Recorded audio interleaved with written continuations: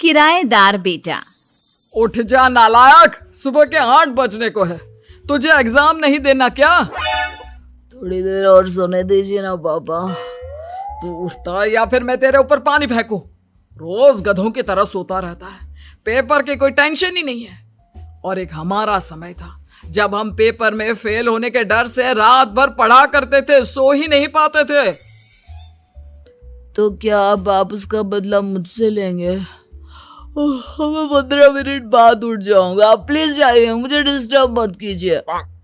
इतना कहकर रौनक रजाई ढककर फिर से सो जाता है। तू वैसे नहीं मानेगा, रुक मैं अभी पानी लेकर आता हूं।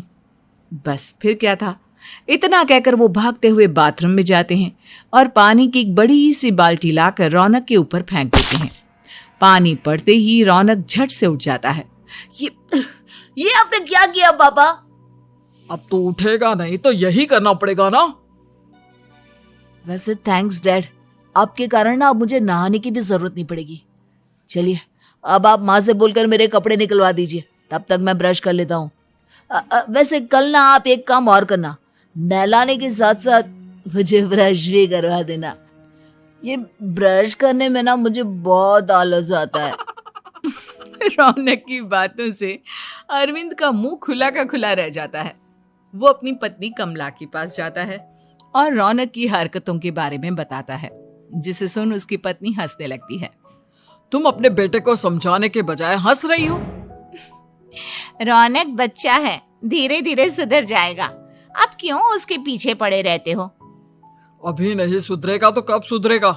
10वीं क्लास में है रौनक, वो अब कोई बच्चा नहीं रहा। अरविंद की इतना बोलते ही वहां रौनक भी आ जाता है। क्या डैड, मैंने आपको एक काम दिया था, वो भी नहीं हुआ आपसे। अरे क्या हुआ बेटा? माँ, मैंने डैड से बोला था कि वो आपको बोलकर मेरे स्कूल की यूनिफॉर्म निकाल दे, लेकिन मेरे पीछे पड़ने के अलावा इनसे एक काम ढंग से नहीं होता। देख रही हो कमला, देख रही हो अपने लाडले को? अरे आप चुप रहिए जी। चलो बेटा, मैं तुम्हें कपड़े निकाल कर दे देती हूँ। बस ऐसे ही साल पर साल बीतते जाते हैं, लेकिन रौनक के रवैये में कोई बदलाव नहीं आता। वो पहले से भी ज्यादा आलसी और पूरी तरह अपने माता पिता पर निर्भर हो जाता है। 2 साल बाद पता नहीं कहाँ गायब रहता है पूरे दिन, अब तक तो आ जाना चाहिए था। अरे आप इतनी फिक्र क्यों कर रहे हैं उसकी?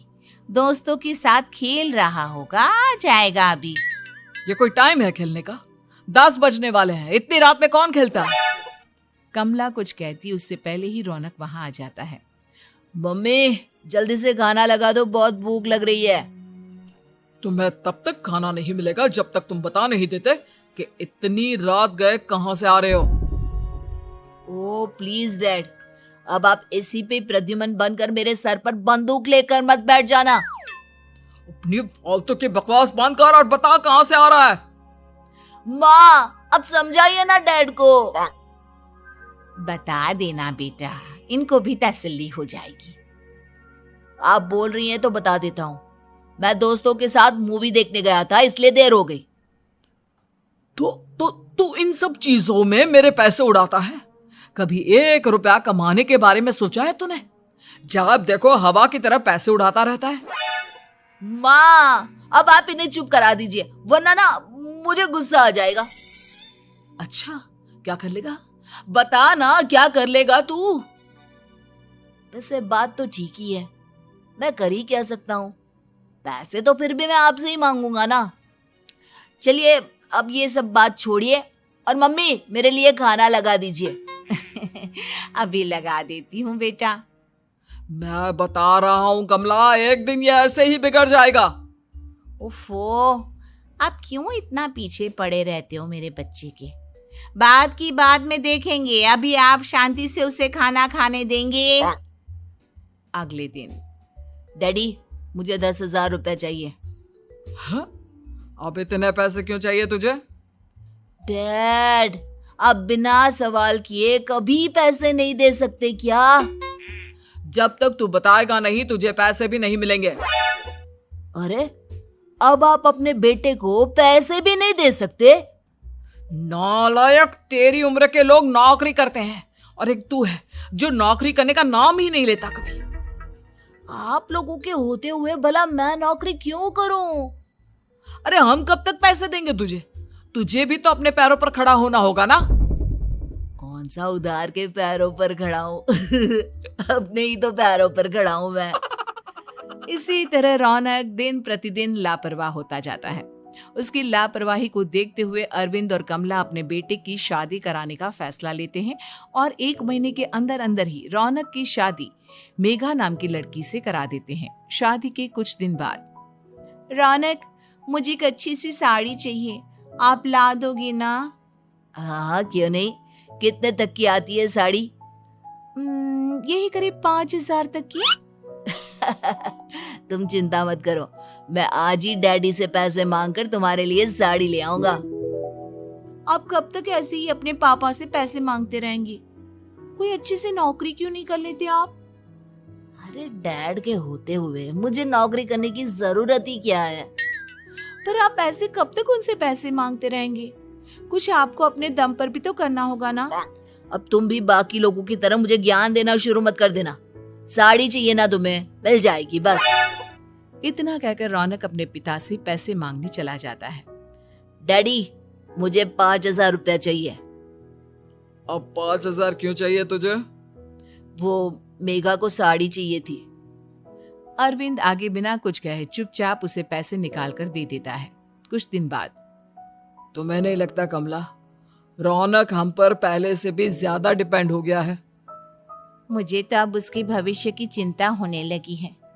कल को हमें कुछ हो गया तो वो क्या करेगा? काश तुमने पहले ये सोच लिया होता तो आज हमारा बेटा इतना लापरवाह नहीं होता। तब मुझे कहाँ पता था कि मेरा लाड प्यार उसे इतना बिगाड़ देगा कि वो इस हद तक लापरवाह बन जाएगा। कोई बात नहीं, अभी भी देर नहीं हुई। मुझे पता है उसे कैसे सुधारा जा सकता है। कैसे?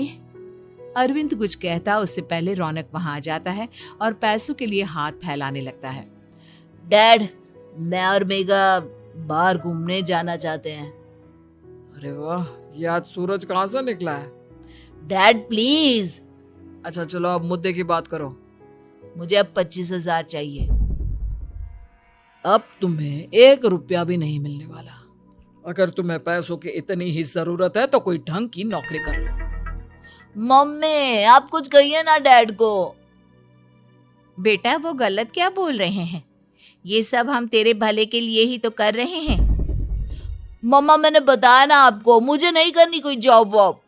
तो ठीक है, निकल जाओ हमारे घर से। तुम्हारे जैसे लोगों के लिए मैंने ये घर खड़ा नहीं किया है। जितना ये घर आपका है ना, उतना ही मेरा भी है। मैं कहीं नहीं जाने वाला। जाना तो पड़ेगा ही तुझे, क्योंकि अब मैं तेरा कोई भी खर्चा नहीं उठाने वाला। ठीक है, मत उठाइए मेरा खर्चा, मैं अपने दम पर भी जी सकता हूँ।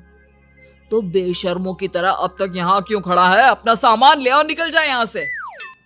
रौनक पैर पटकते हुए वहां से चला जाता है। घर से निकालना जरूरी है क्या उसे? बिना पैसों के कौन रखेगा उसे किराए पर? अगर उसका भविष्य सुधारना है तो हमें अपने दिल पर पत्थर रखकर ये कदम उठाना ही होगा। दोनों बात कर रहे होते हैं कि रौनक अपनी पत्नी के साथ एक बड़ा सा बैग लेकर घर से निकल जाता है, लेकिन घर से बाहर उसे कोई भी मुफ्त में अपने घर किराए पर नहीं रखता। अंत में थक हार कर वो फिर से अपने घर चला जाता है। क्या हुआ? थोड़ी देर पहले तो दहाड़ते हुए घर से निकला था, अब क्या हुआ? नहीं रखा ना किसी ने तुझे किराए पर? डैड प्लीज, मैं कुछ दिनों में कोई अच्छी सी नौकरी शुरू कर दूंगा।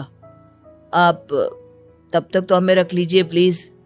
सुबह से रात हो चुकी है लेकिन कोई हमें रखने को राजी नहीं है। अब आप ही बताइए, इतनी रात को मैं मेघा को लेकर कहाँ जाऊंगा?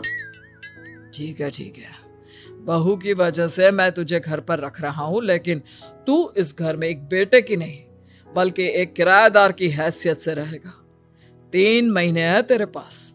इन 3 महीनों के अंदर अंदर मुझे तेरी पहली तनख्वाह हाथ में चाहिए, समझ गया? पक्का डैड, इन 3 महीनों के अंदर अंदर तो कोई बढ़िया सी नौकरी ढूंढ ही लूंगा मैं। ऐसे ही धीरे धीरे समय बीतने लगता है और अरविंद के दिए 3 महीनों में से 2 महीने बीत चुके होते हैं।